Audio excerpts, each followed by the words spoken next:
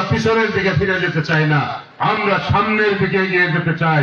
এই দেশের মানুষের জীবন যাত্রার মান উন্নত হবে, এই দেশে একটি সামাজিক সুশৃঙ্খল অবস্থা থাকবে, এই দেশের জনগণ যে দলই করুক সবাই মিলেমিশে একাকার হয়ে এই দেশকে ভালোবাসবে। এই মাতৃভূমিকে ভালোবাসার মধ্য দিয়ে আমরা আগামী দিনে সন্ত্রাস মুক্ত, দুর্নীতি মুক্ত, চাঁদা মুক্ত একটি বাংলাদেশ গড়তে চাই। সেই বাংলাদেশ গড়ার ব্যাপারে আপনাদের সহযোগিতা কামনা করে আগামী দিনে আপনাদের পাশে আছি, আপনাদের পাশে থাকবো।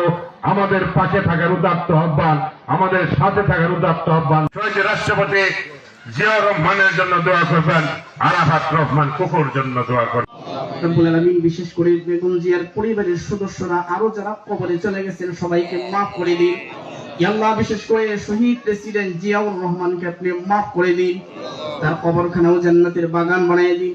ইয়া আল্লাহ, তার সন্তান আরাফাত রহমান কুকুকেও আপনি মাফ করে দিন।